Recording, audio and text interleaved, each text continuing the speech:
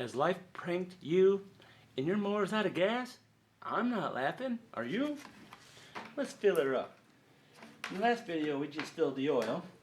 Now we're going to top her off a little bit of gas. And in the next video I'm going to show you how to sharpen them blades. Now, got your safety glasses on? Got your gloves on? Good. Let's top her off. Ooh, little spill? That's okay. That's why we have a rag. Alright. She is topped off and ready to roll. We'll get her wiped down real nice. Make sure she's cold. Never do this when it's hot. And you'll be all good.